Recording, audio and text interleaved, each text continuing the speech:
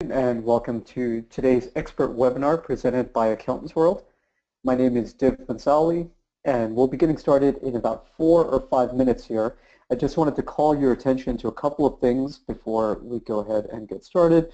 Number one, if you haven't downloaded Joel Sinkin's handout of today's slides, you can simply click the Handouts tab on the GoToWebinar control panel, and you'll see a PDF file there that you can download to follow along with the presentation today. Secondly, in terms of audio, you have two options. You can listen via your computer audio, or you can dial in via phone. To check out both options or switch options, click on the audio tab, and then if you select phone call, you'll be given a dial-in number and an access pin to be able to listen in to Joel's presentation today. We'll be getting started in about 3 to 4 minutes here, so I will talk to you soon. Thank you. My name is Div Bansali. I'm a Vice President at Accountants World. Our presentation today will be from Joel Sinkin. He's the President of Transition Advisors, LLC. First of all, I want to thank you for joining us today.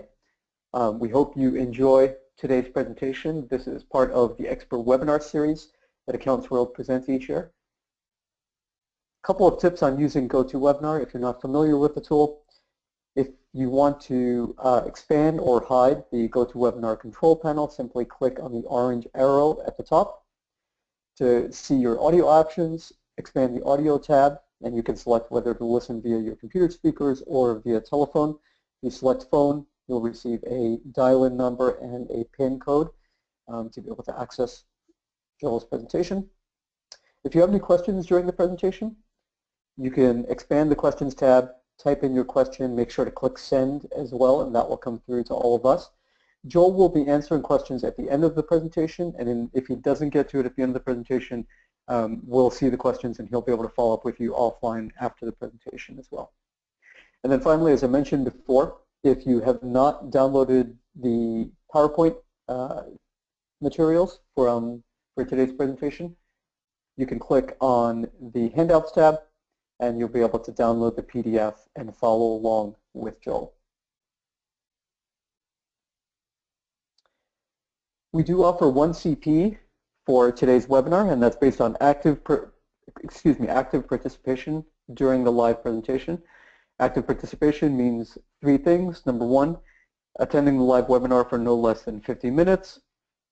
Number 2, responding to all 3 polling questions today during the webinar, one of which will be coming up in just a couple of minutes here.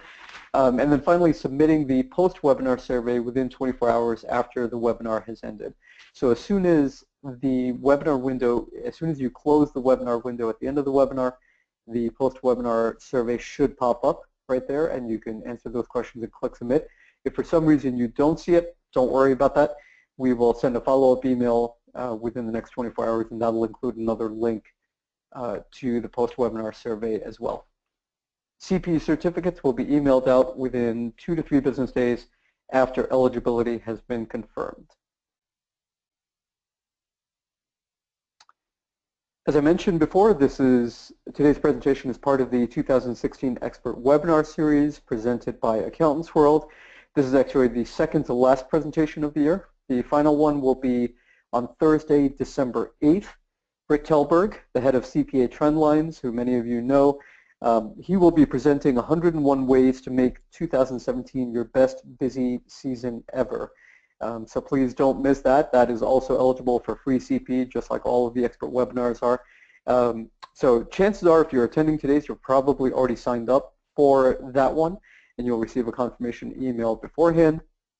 But in case you are not signed up for that, simply go to accountantsworld.com, scroll down the home page a little bit, and you'll see a section there that talks about the Expert Webinar Series and has a link for you to go ahead and get signed up. A brief word about our sponsor today, Accountants World. Accountants World is the recognized pioneer in cloud computing solutions for accountants. We have been for over 15 years at this point. We like to say that we've been developing cloud computing solutions for accountants for longer than the term cloud computing has existed. And the centerpiece of what Accountants World does is called the Power Practice System. And the Power Practice System includes the integrated applications that you see on the right-hand side there. It's a fully integrated suite of 7 accountant-centric cloud solutions and they include virtually everything you need for your practice except for a tax program, and we integrate with pretty much every tax program out there. So our Power Practice system includes cloud solutions for bookkeeping, write-up, trial balance, document management, client portals, practice management. It has a website builder, after-the-fact payroll, and more. And we also offer Payroll Relief, which is the leading live payroll processing solution for accountants. Whether you're currently offering live payroll to your clients or not, Payroll Relief can deliver significantly higher profits to you by automating virtually every step of the entire payroll process. CPA Practice Advisor just gave Payroll Relief 5 stars in its latest review. So I encourage you to check out how Accountants World has been able to impact thousands of accounting practices across the country and see if it might be a good fit for you as well. Visit accountantsworld.com to sign up for our accounting and payroll webinars. And at this point, before I turn it over to Joel, I would like to go ahead and open up our first poll question here. And you should be seeing this open in front of you in just a minute. And so the poll question, very simple, is how many partners are there in your firm? And you see the 5 choices there. So please go ahead and select the option that applies to you, and make sure to click the submit button at the bottom there. A reminder, voting in all 3 of the poll questions is required in order to earn CPE for today's webinar. So please go ahead and take a second to fill that out.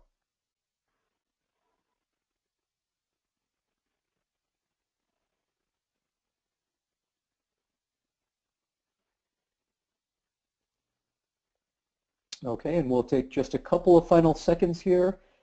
If anybody has not voted, please go ahead and get your vote in right now. All right, going once, going twice, and sold. Okay, so Joel, I'm going to turn this over to you, and we see 72% of respondees have 1 partner in their firm, and 23% have 2 to 5. Okay.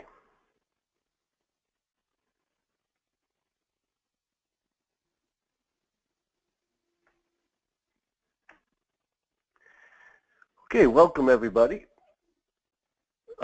My name is Joel Sinkin. I'm the president of Transition Advisors, and today we're going to be speaking about how to value your accounting firm, whether you're selling it to an external firm or to your partners, and what you could do to make your firm be more attractive and stand out in the marketplace today.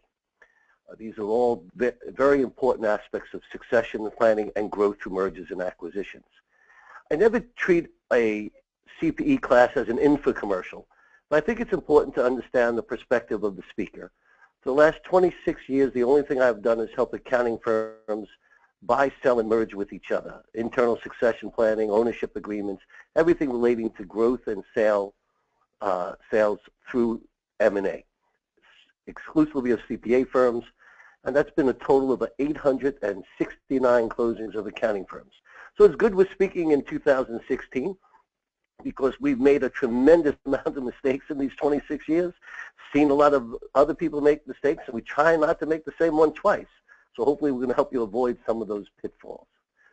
I will say that a lot of people come to one of these classes and they hope they're going to get every answer to every question. The reality is, if there's 50 things you need to know about closing a deal, the smartest person in the room is going to think of 35. And the reason for that is, I can take 5 practices doing the same amount of revenue with the same amount of owners, and there may be nothing else the same about them. Accounting firms are extremely unique, so there are unique aspects to each deal, but we're going to hopefully get you well past that 35 and into the 40s today in understanding at least how to value a firm. Joe, I hate to interrupt. I don't think you're sharing your screen yet. We're just seeing the lobby window. I hit it. Maybe you want to try it again. Where it says show my screen. Yep, I don't have a show my screen there right now. Hold on a second. Well, I can send it to you again if you don't see it right now. I guess you're going to have to, because I don't have it up there. Okay, I'll send that request to you again here. There we go. We got it this time. Is it there? Yes, it is. Okay, that time we got it. All right, so let's move forward aggressively. Let's start with one of the early questions I get, and that is it a buyer or seller's marketplace? Now I'm going to go a little quickly through this whole presentation today because I'm going to have to be a 33 record on 45. If you don't know what that means, you don't have to worry about succession. But I have a lot of topic in a little time. On the general marketplace, it's not just if you're the same all over the country as far as it being a buyer or seller's marketplace.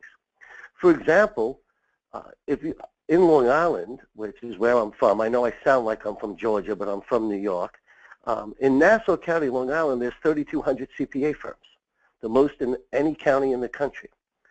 So if I'm a small firm and I'm located in a densely populated part of the country, I'm very much in a seller's marketplace. There are so many firms that could absorb a $500,000 or $1 million practice in Nassau County that the demand for them is very great. If I'm 3 hours outside of Boise, Idaho, I might be in some of the most beautiful country we have, but there might be one accountant per zip code.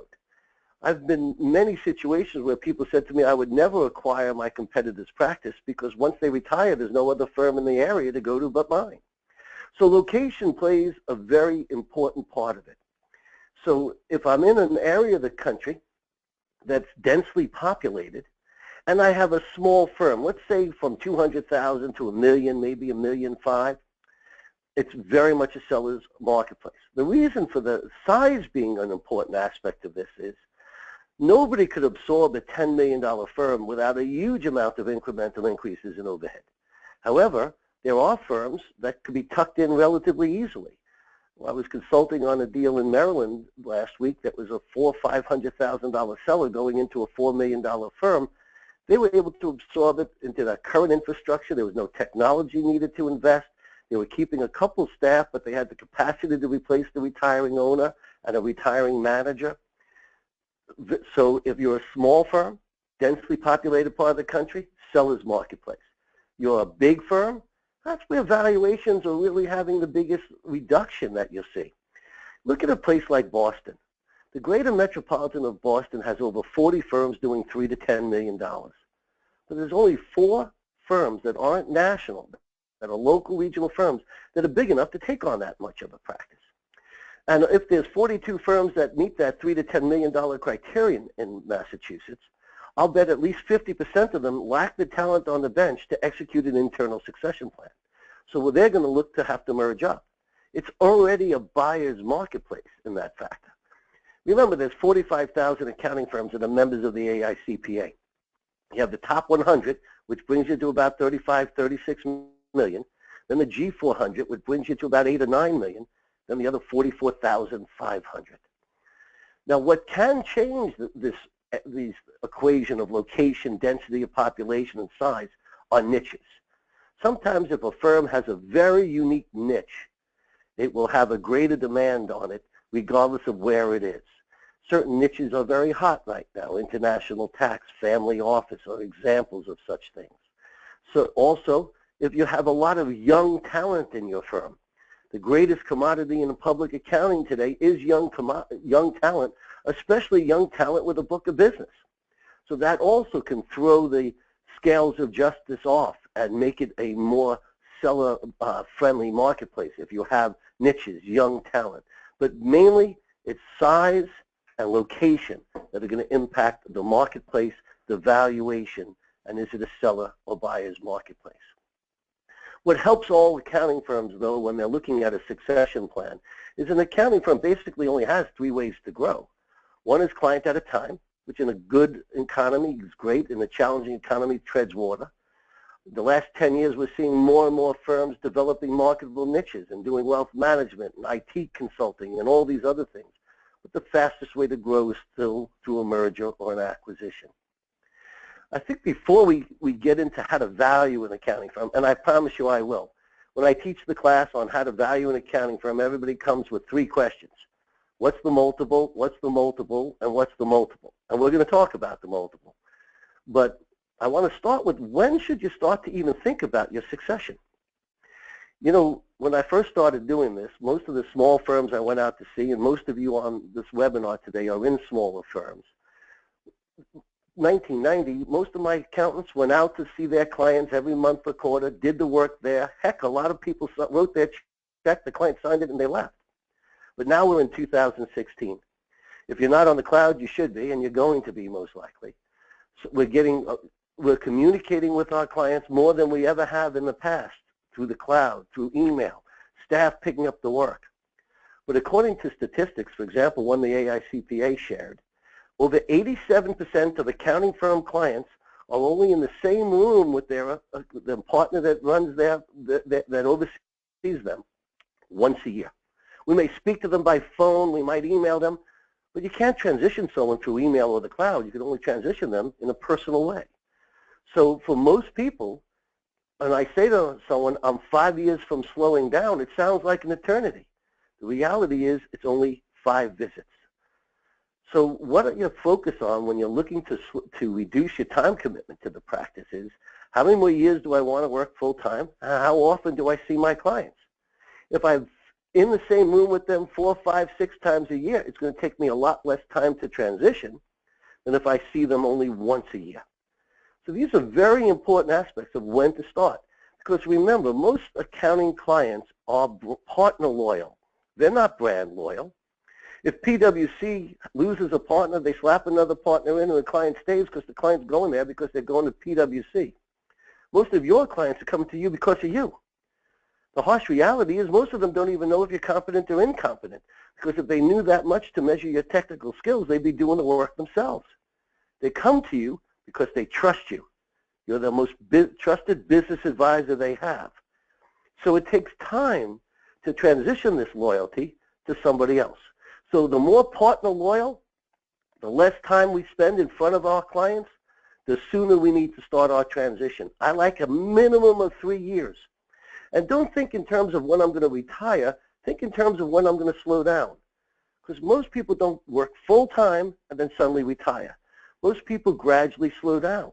So it's not how many more years do you want to work before you retire, it's how many more years you want to work full time before you slow down. And be careful that you don't put yourself in a position of signing a new lease that's got 10 years left on it, and you want to slow down in 3 or 4 years.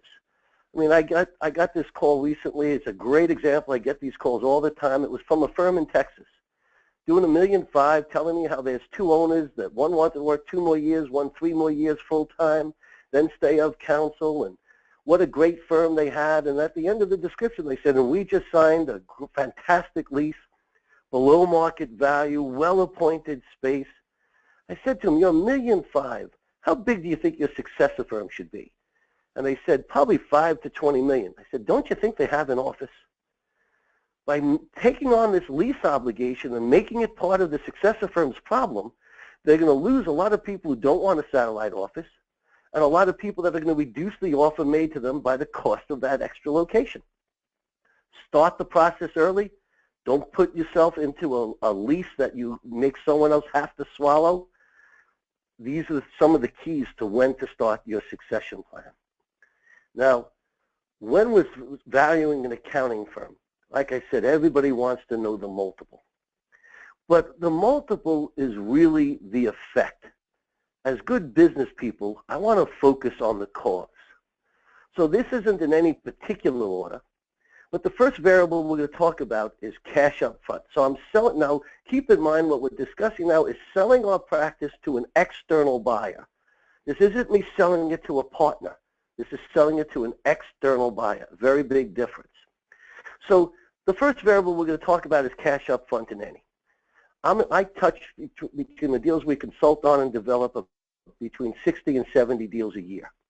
I will tell you that in the last 2 years, it's pretty rare we see any money up front beyond maybe 10%. I'd say the range has been 0 to 20%. I had way more at 0 than at 20. If there was a quote-unquote typical, it would be 10%. Now, cash up front has other factors that will influence it greatly. Let's take an example. I got a call in June this past year from a firm in Chicago that was very tax season oriented. They were looking to enter into an agreement where they'd be out of the practice by September. But meanwhile, by then, they'll have billed and collected 75% of the revenues for the year. And they admitted to me that they operate pretty much at a negative cash flow from September till February. They don't have a lot of extensions. The extensions they have, they try and get done early. So this is their billing time. Well, it's very hard to ask a successor firm for a big down payment and then operate the practice on negative cash flow. Now, in this particular deal, because they felt strongly about having some money up front, I recommended and they agreed to have a balloon payment, some of which January 1 and some of which June 1 after busy season. But it's very hard to say, I need $150,000 up front. Oh, by the way, you're going to need a couple of $100,000 to operate the practice because there's going to be no cash flow for the next 6 months. So the time of year could impact it. Another thing that people don't realize that can impact it is the treatment of accounts receivable. Now, very, very rarely does anybody buy a seller's receivables. Matter of fact, in well over 800 closings, I can only think of it happening twice, and both times the successor firm was a publicly owned company. So it's a very rare thing. So, but it's not a question of who owns the accounts receivable. The seller does. They did the work. It's their money. The question is, when do they get it? You know, for example, if I had a firm very recently on the West Coast, they had terrible receivables. They said, look, we're not aggressive with it. We've had these clients for years. They pay. We just don't really beat them up about it. But they're running from 3 months to 6 months behind. Well, the successor firm said, if I'm going to take over this practice and I'm going to be working on clients, and for the next 4 to 6 months, the money coming in is going to you and I have to pay all my overhead, don't ask me for a down payment as well. Matter of fact, it was so severe, we actually asked them for a 1-year payout period that we would collect their receivables but pay it back the following year. So again, it's not whose money is it, but how it impacts everything. So cash up front is not just how dependent on how deep my pocketbook is, but it also can be very heavily influenced by the cash flow that you could expect over the next several months following closing, the expenses that you're going to have. Am I going to recover this investment I'm making, or am I going to be out of pocket for 2 years? Big, big things that impact variable number one, cash up front, if any. The second variable I want to look at is the retention period. Some people call it a guarantee period. And what I'm referring to there is how long after closing does a loss of a client or fees go down from the firm I acquired, how long will that impact the purchase price? On large deals where clients are more brand loyal than partner loyal, sometimes I'll see a deal with a very limited, even no retention period. When we're buying out partners, as we'll talk about shortly, many times, most of the time, no retention period. But it's a very rare day when someone acquires an accounting firm that they're not an owner in, and they're not buying out partners, that there isn't a lengthy retention period. So let's look at how that works. I will tell you, for most of our smaller deals, let's say $2 million and under, 80% of the deals we're involved in are earn-out or collection deals. So let's use the proverbial one-time multiple over 5 years, just as an example. That would translate most likely to mean I'm going to pay the seller 20% of what I collect for the next 5 years from the clients I acquired. That'd be a collection deal, earn-out deal. Some sellers will say to a buyer, hey, whatever you do at the end of the first year or second year or third year locks my purchase price. So that's where typically we have an anticipated purchase price. Maybe we'll pay it on collections or we pay certain fixed payments. But at the end of that retention period terminating, let's say at the end of year 2, they'll review what they did. They'll adjust years 3, 4, and 5 to become fixed purchase price based on the second year's retention if it's a 2-year retention period. Unbelievably rarely will I see a fixed deal where day one the valuation is fixed and it's 100% caveat emptor. So most deals are either a collection deal or a limited guarantee deal, 1, 2, 3 years.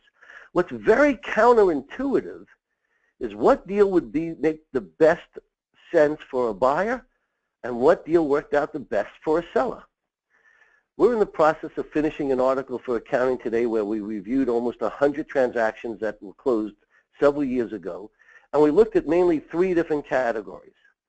First category we looked at were 1-year retention periods, where the seller said, whatever you do the first year after I leave, locks the purchase price. Now, most sellers take that perspective. This is a very rad deal, by the way, such a short retention period. But those that take that perspective usually do so because they want to limit their risk as a seller. They don't want to be in a position where they're on the hook for this extended period of time. However, counterintuitively, that turned out to be the worst deal for the seller. See, what the problem when you own a CPA firm is you're selling it to a CPA. And when we all sat for our CPA exam, what you didn't know was there was a chemical in the cushion that came up you-know-whats and made you all real conservative. Buyers don't sit there and say what's going to go right, say what's going to go wrong. And when a seller says it's a one-year guarantee, they envision this mass exodus of clients in month 13. Unrealistic, but that's the vision. So what do most buyers do when they hear it's a one-year guarantee period? If they even will go forward, first thing they do is reduce the offer they would have made by this because of this increased risk factor. The second thing they're going to do, if they're good business people, is they're going to shake that tree real hard during year one. They don't want to lose a client in year one, in year two rather, after the retention period ends. So they're going to be very aggressive. So what ends up happening is the seller got a lower multiple locked in at the lowest point in time of the collections of the practice. It was not a home run for the seller at all. The 2-year retention period right now looks like the home run for the buyer, believe it or not. Here's the theory. If I acquire your practice today, I do the work in 2017, if they come back in 2018, they're mine. They've gone through the change. If they come back a second year, I'm far more likely to retain them in years 3, 4, and 5 and get fee increases from them, from new special projects, new services, and general fee increases, than I am going to lose clients.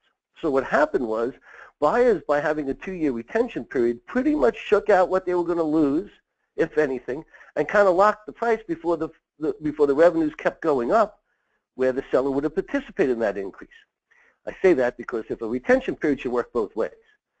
I don't want to tell the seller that if we lose this client because they went out of business, you're not going to get paid on it. Oh, by the way, this other client doubled, you're not going to get anything more on that than what you originally were paid. Of course not. If you're going to participate on the downside, you should participate on the upside.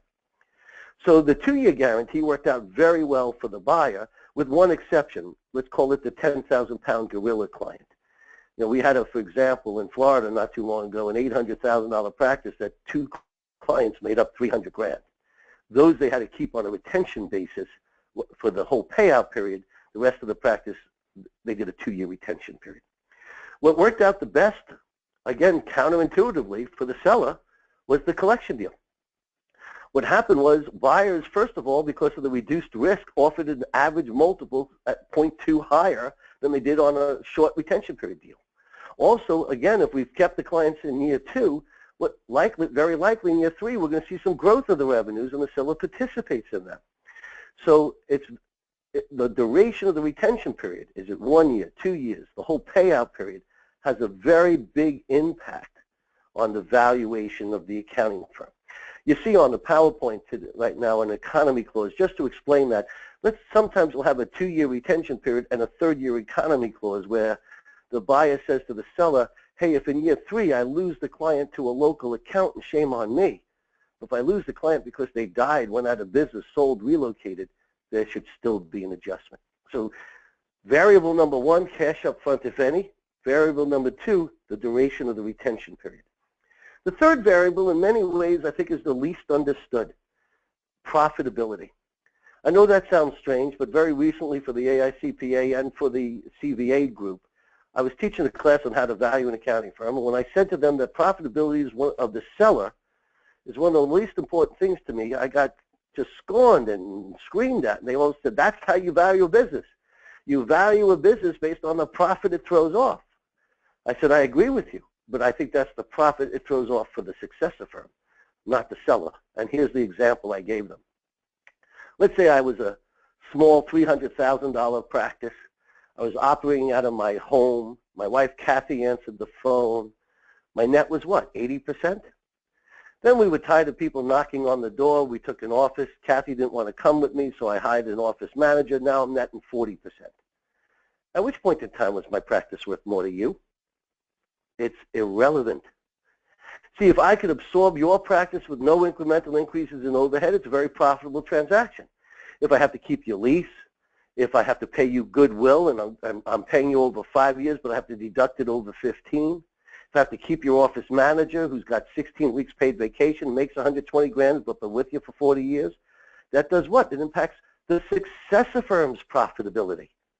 So when we're talking about the profitability variable, we're talking about the profitability of the deal, not the seller's net, but what the successor firms will be. And we have the same mystery that you have to apply to billing rates.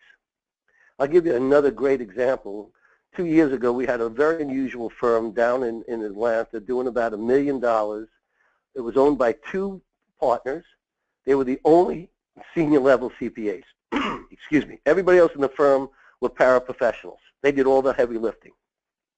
They were both looking at an exit strategy, and the firm that was looking to acquire them called me up after due diligence and said, Joel, we have a big problem. I said, what's that? They said, you know, we just realized these partners are only getting $200 an hour for their time. We get $300 to $350. I don't think we can get past that.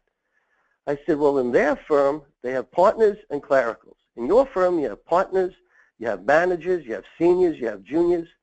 Not who's going to hold the client's hands. I assume that's going to be a partner. But if you brought this practice into your firm, who would be doing the work these partners do?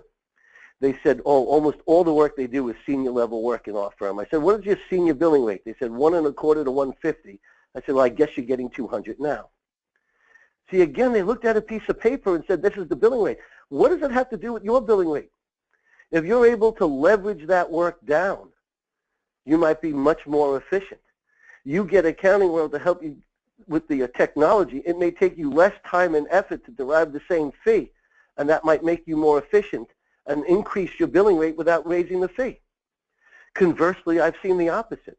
I've seen a small firm whose quality control process wasn't as robust as the larger firms.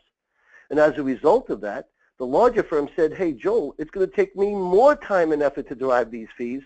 Our billing rate's going to go down.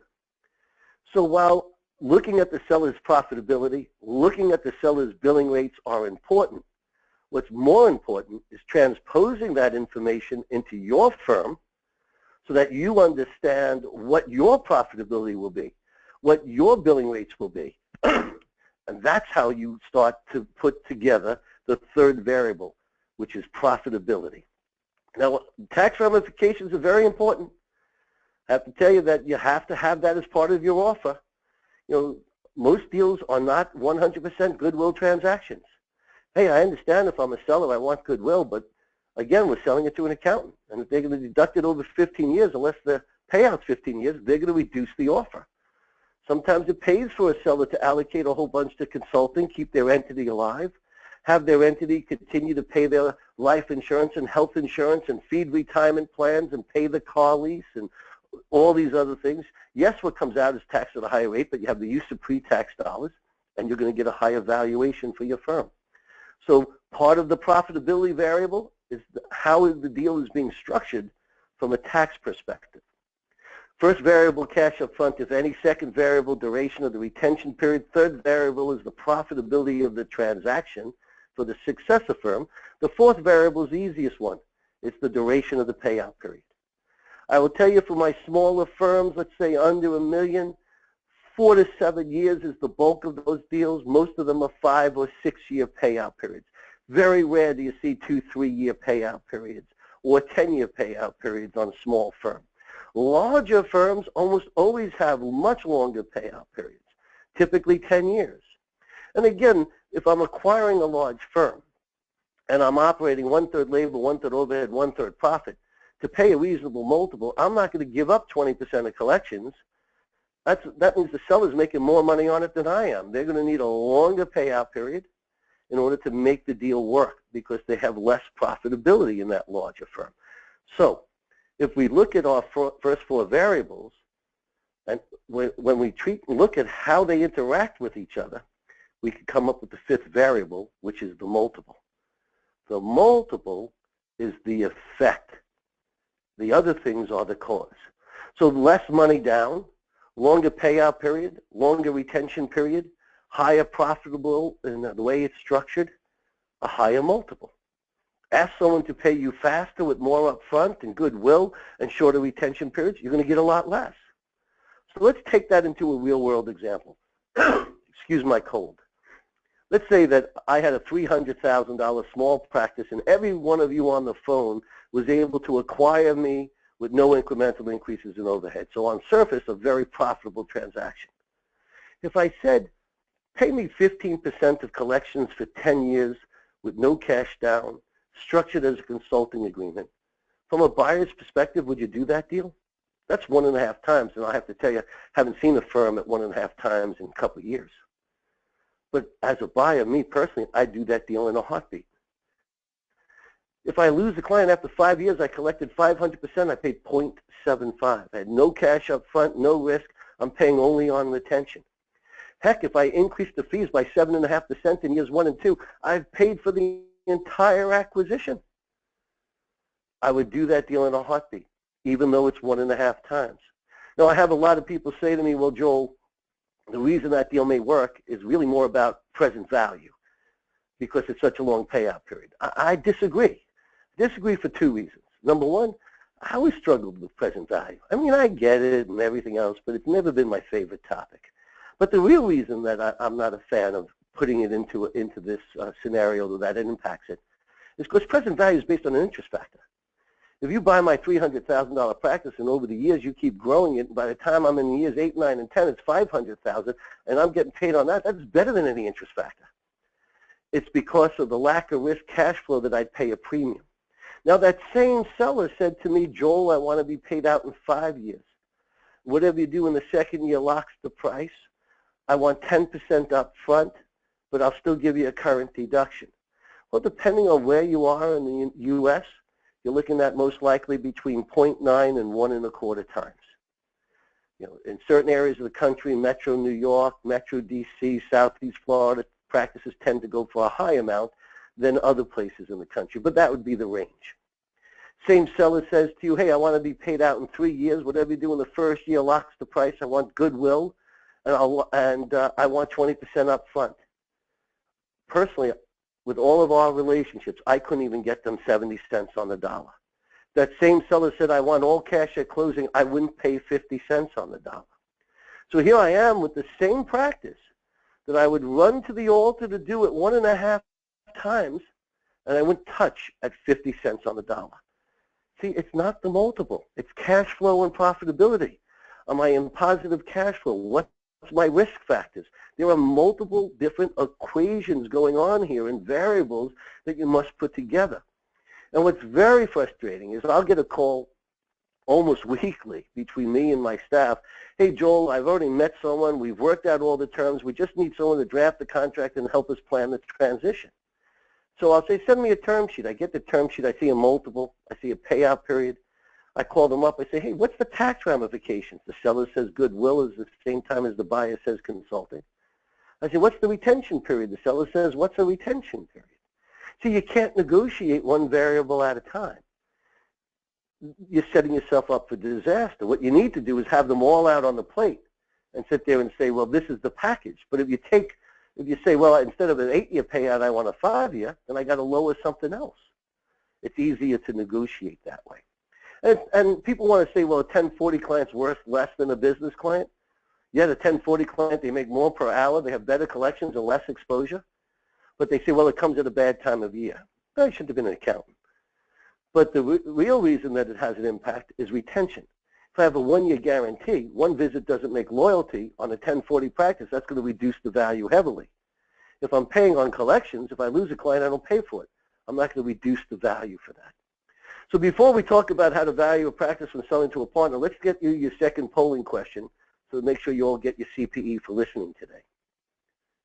Okay, great. I will go ahead and open that up right now. And attendees should be seeing the second polling question coming up in just a second here. And the question is, what percentage of your partners may slow down in the next 5 years or less? And so the answers vary from all of them down to none of them, and 3 choices in between there as well. So if you can please select which of those options best applies to your firm, make sure to click the submit button to make sure that your vote is registered. And again, just a reminder, voting in all of the poll questions is required in order to earn CP for attendance today. So we'll take about 10 more seconds here for folks to get their votes in if you haven't already done so.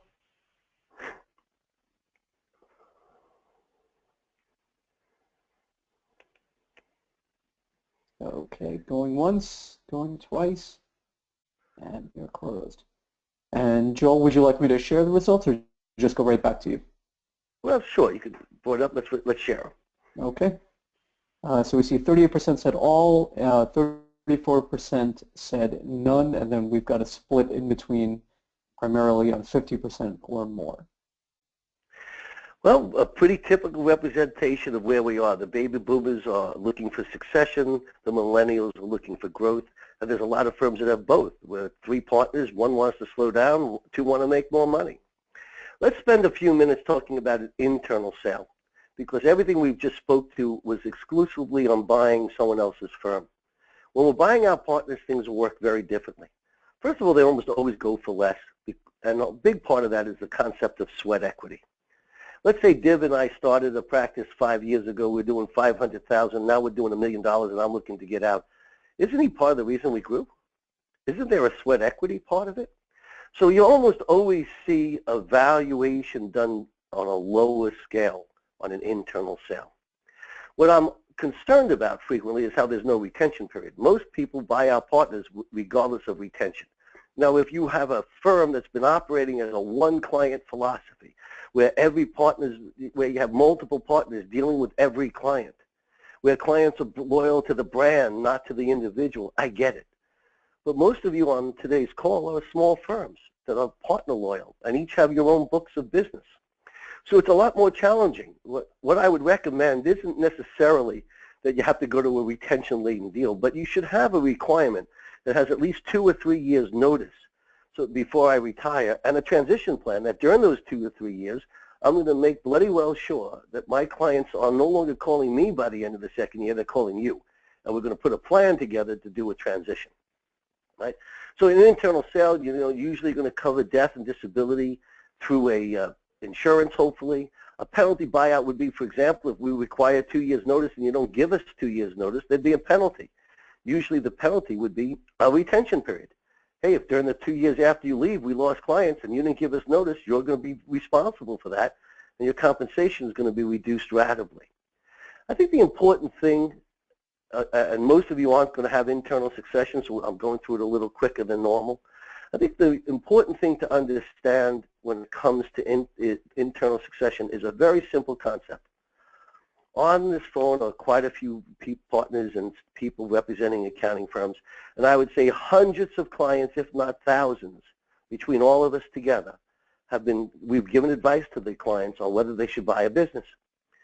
How many of you have said to a client of yours, I just did due diligence, based on the terms that you were discussing, I think you're going to lose money for 5 years, maybe 6 if you do this deal, at best break even. It's a great deal, you should do it. None of you. So you can't say to your partner, you should buy me out and make less money. If we're going to be able to attract young people to come into our firm, then the senior partner's buyout has to make sense.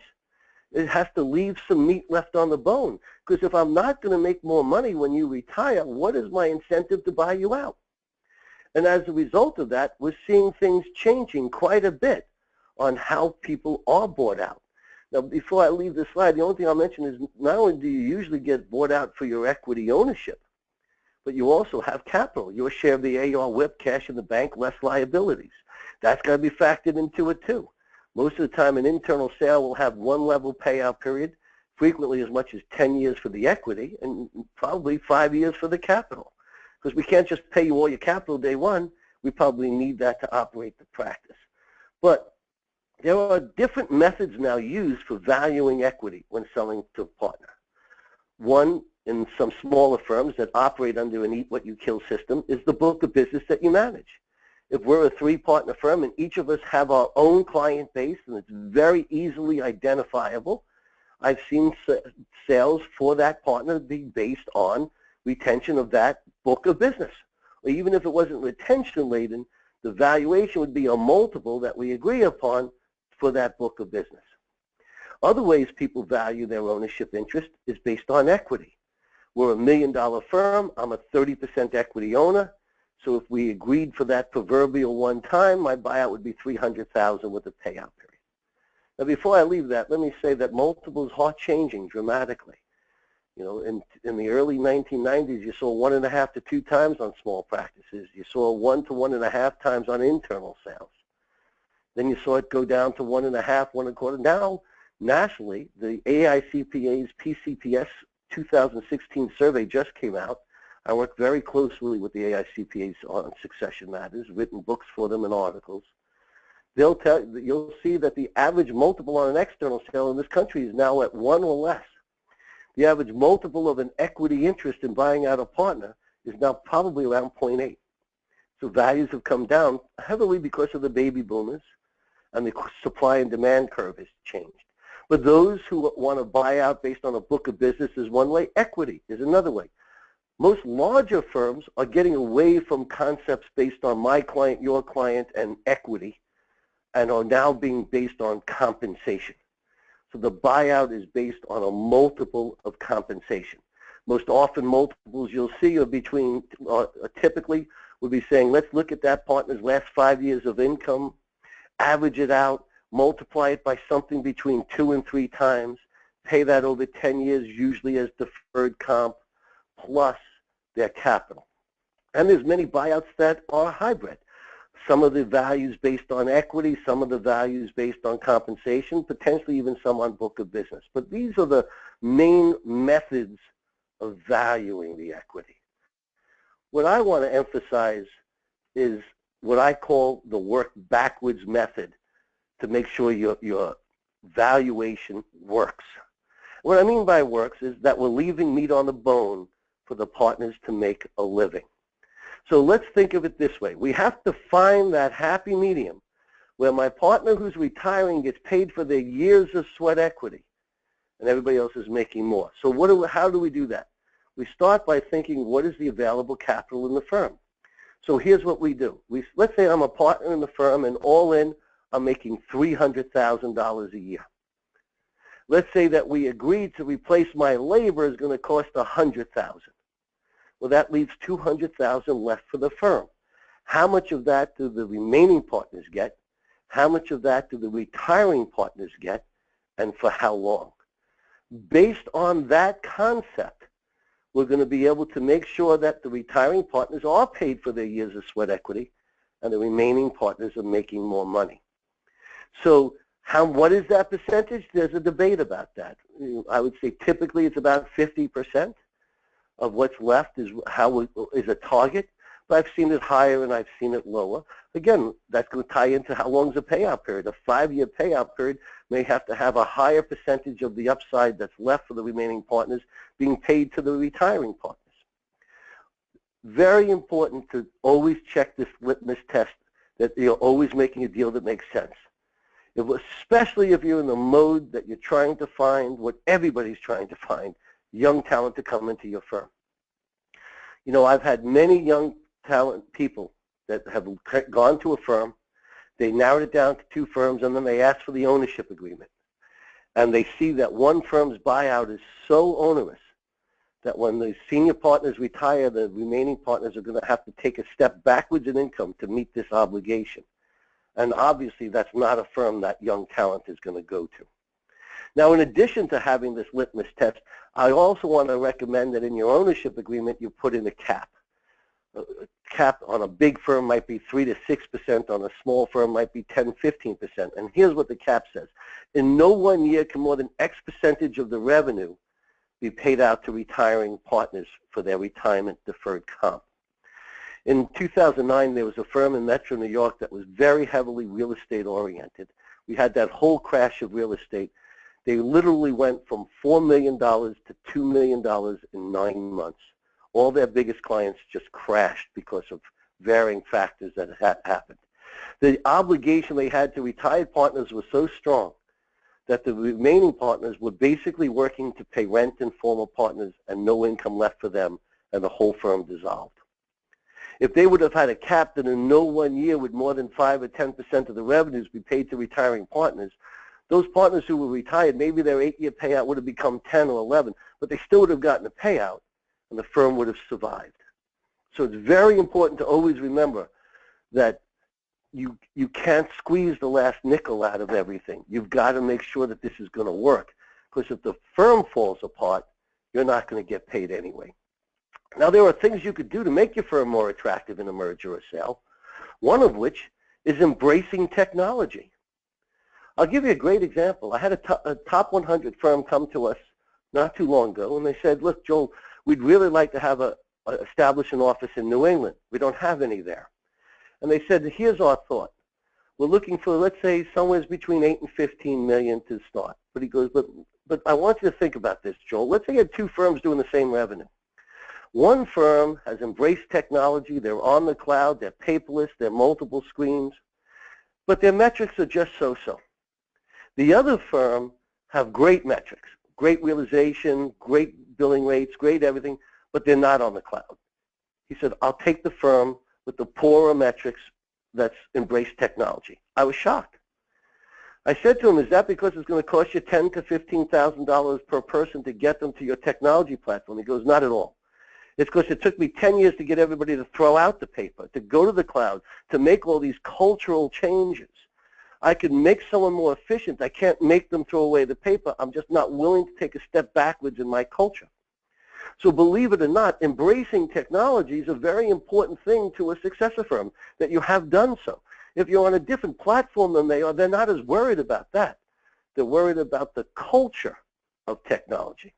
There are things you can also do to make your firm more attractive by trying to have clients become more loyal to a diverse amount of people in your firm, so that it's not just one partner that the sun rises and falls over, that they're more loyal to the brand, that there's more than one partner or a manager or somebody else involved heavily with that client, so that that client doesn't feel that their earth is shattered when someone leaves. Having well-trained clients is important. You know, we all tend to spoil our clients, but we spoil them to different levels. If I'm still spending 3 hours listening to a 1040 client who comes in to tell me more about their grandchildren and everything else going on in their life for a $300 tax return, that's not real attractive. Are the clients trained? Are they paying appropriately? Are they getting us information appropriately? Are they on ball? Very important part of making your practice more attractive. Also, having an accurate understanding of your firm's metrics. You know, I've got firms who I say to them, well, what's your gross? They tell me, I say, what's your net? They say, son, whatever's left. That's not a really good answer to tell a managing partner of another accounting firm. They're going to want to know what's going on. They're going to want to know what your rates are, your billing rates. Are you doing value billing? Are you doing time and billing? How this works? What's your realization? What's your charge hours? Not every nook and cranny has to be exactly black and white, but you have to have a reasonable clue of what's going on in your firm, and you have to have realistic terms. More so today than ever. With accounting firms struggling to find the talent, they're not as interested in bringing in firms to replace partners if they don't have talent within or have terms that make it valuable acquisition. Nobody's going to look to do a deal and break even and hope at the end of the time I'm that much bigger and have that much more equity. So these are some of the things you could do to make your firm more attractive. If I'm acquiring the firm, I'm a little less concerned about culture. Now, I'm a little less concerned about their culture as it relates to the inside mechanisms. I'm always going to focus on the culture to the clients. Remember, a lot of people have different ways to try and determine culture. I look at three things when I'm trying to ascertain a firm's culture. What's it like being a partner in the firm? What's it like being staff in the firm? What's it like being a client in that firm? If I'm acquiring the firm, the biggest part I want to know is what's it like being a client, because I'm hoping that I don't have to make wholesale changes to them. So I'm a little less focused on other aspects of the culture in an acquisition. I'm more focused on the clients. Are they well trained? Do their rates make sense? Is there growth potential in them? What kind of staff do they have? Do they have a good skill sets? Do they have some youth? You know, does their compensation make sense compared to my staff? Does the deal make sense? Does it cash flow? So these are things that when I'm looking as a buyer for a seller, what's going to help make one firm more attractive than the other. If it's a merger, it's a little differently. Now culture becomes really important. I'm going to look at all three of those facets, and I'm going to add technology and partner issues and philosophies. Some cultures are very hard to mix. It's very hard to mix an eat what you kill firm with a one firm client. It's very hard to mix a time and billing firm with a value billing firm. So that a merger, I'm going to be looking at very different things of what's going to be more attractive or less to me. But whenever you're looking at a merger or even an acquisition, focus on the 4 C's. The first one is the most important, chemistry. If you don't want to eat lunch with someone, don't do a deal with them. You know, most clients in this country have a plethora of accounting firms to choose. We said before that most clients don't know if you're competent or incompetent. They chose you because of you. They trust you. If you're not comfortable with your potential successor, why would you think your clients and staff are going to be? Most important thing is this chemistry or lunch test. Next thing to focus on is continuity. If your clients like the way your ship is sailing, if they're going to have to completely turn it in a different direction, is that going to scare away clients? If they are, that's going to lose clients, that's going to reduce the valuation, you're going to make less money. Does the cultures make sense? And the 4th C is something that I don't think enough people think about, and that's capacity. You know, everybody's like bigger is better. Bigger isn't always better. Better is better. Right? If I'm a small hand-holding firm, I can't sell my firm to a big firm who's not going to have a partner to talk to a client that pays $4 grand a year. Right? So that's continuity. But that's also capacity. I'm slowing down. My manager's going to slow down. Do they have the capacity and skill set to replace us both? If they don't, they're not my successor. If your succession plan is based on attracting and bringing in new talent, that's a pipe dream. That's not a succession plan. That's a needle in a haystack. So they have to have the capacity right now. And a good deal is a fair deal. I've got to get paid for my years of sweat equity. You've got to make more money. So, you know, not having a lease that they get stuck to. There's lots of things you could do to make your practice more attractive. But the 4 C's help you decide if you're choosing the right merger candidate, whether you're the mergee, the merger, whether you're the buyer or the seller. Now, the greatest measure of success for any deal is client retention. If the clients are retained, everybody wins. So let's think about setting up a proper transition plan for clients. The first thing you do is break down the clients. Sit there with the seller or mergee. Who gets a phone call, who gets a visit, who gets a letter? For example, I wouldn't send an announcement letter to the largest client, nor would I, as the seller, go there alone. In 1992, I had a gentleman go to his biggest client and say, I just merged with John, it's a great thing, and John's this and that. And the client said, Murray, that's great, but you're the guy I deal with. If he would have brought John with him, that client would have said, John, nice to meet you, never want to see you again.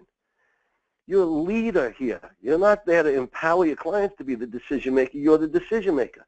So who gets a phone call? Who gets a visit? Who gets a letter? When do they get a letter? If I have certain tax clients I only speak to during busy season, I'm closing in June, do I send them an announcement letter in July? Or do I wait till January when I send them the tax organizers and put it in there? I think about 2 types of changes when you're talking about client retention. Change behind the door and in front of the door. Behind the door is I change from LaCert to CCH. No client cares. No client would even know. But I changed from you charging you $5 grand to $10 grand a year. They're going to know that right away. So you want to find a firm that's going to limit changes in front of the door, or at least do them gradually. And how they do changes behind the door is less important.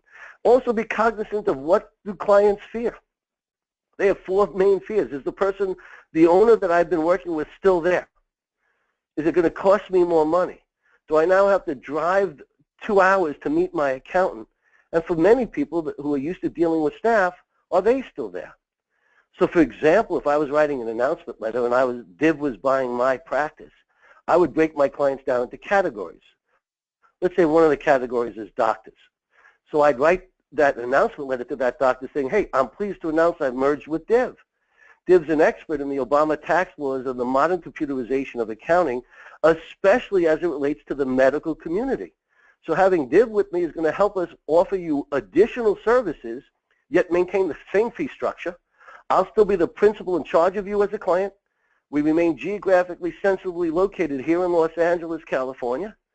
And the same staff you're used to dealing with are part of our new combined dedicated team of professionals.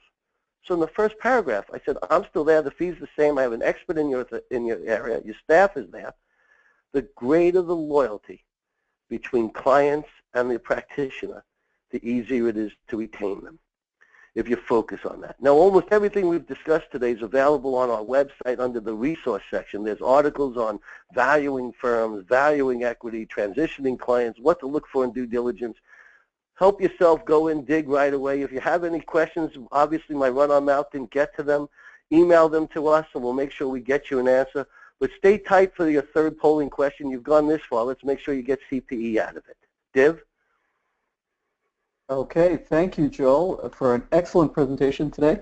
So I'm going to go ahead and launch the third poll question here, and then I've got one closing slide as well that that I'd like all of you to stick around for. So we'll be done in just a couple of minutes here. Let me go ahead and launch the third poll question here. Okay, so the poll question should be up now, and the question is, what best describes your firm's near-term goals? Growth for some partners, succession for others, succession within 5 years, or none of the above. So please go ahead and select the option that best represents your situation. Make sure to click the submit button after you select your choice to make sure you're counted for CPE purposes. And we'll go ahead and keep this open for another 10 to 15 seconds here.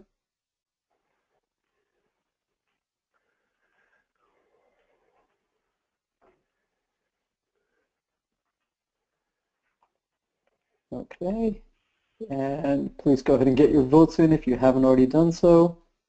Going once, going twice, and sold.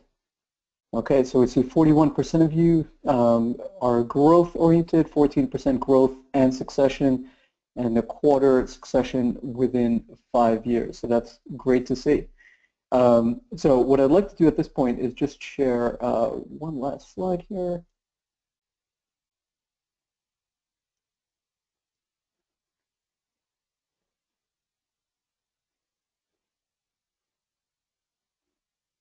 Okay, and Joel, are you seeing my my screen right now? Yes, I could see your slide. Okay, great. So with the question that Joel just presented there, in terms of where in the firm cycle you are, as he mentioned throughout his presentation, wherever in the firm cycle you are right now, it's important to have the highest quality, most efficient processes in your firm possible. And we have another webinar coming up in a couple of weeks here, December 6th, so 3 weeks from today. And it's a CPA, his name is Jim Szynski, and he's going to be presenting how I regain control of my accounting firm. And he chose the top title, which is Stop the Insanity. And you can see sort of what he talks about there on the right-hand side with this quote. Some of the challenges that Jim used to face in his firm, too many tax returns put on extensions, too many hours being wasted on menial tasks, clients creating errors when they try to do accounting or bookkeeping work that they probably shouldn't be trying to do, his firm taking on clients who didn't match his expertise or his goals, time being wasted on integrating data across systems or upgrading systems. So I'm sure many of those are familiar problems for you and your firm as well. And if they are, don't miss this exclusive webinar. Jim did this one time just last week, and this will be the last time that he's doing it in December. Jim used to face those same challenges, felt like he was losing control of his firm, but he discovered and implemented a better way. And this is an opportunity for you to pick his brain, ask him questions, and learn his secrets as well. And like today's webinar, this one is also going to be eligible for a free CP credit in the accounting category. So if you'd like to go ahead and sign up for that, please do so as soon as possible. You can go to accountantsworld.com, and right there on our homepage, a couple of inches down, you're going to see a little information about the Stop the Insanity webinar and a link to go ahead and register for that as well. You'll also see a link in the thank you email that we send you after this webinar, but please go ahead and register as soon as possible for that so that we can make sure to save your seat for that as well. I want to thank you for joining us today. I hope you've enjoyed Joel's presentation as much as I did and got as much out of it as possible. If you have any last questions for Joel, please go ahead and submit them. I see one or two that have already come in. And so Joel will be sticking around for a couple minutes to answer any questions that you might have. I want to thank you again for joining us today, and we look forward to seeing you at our upcoming webinar.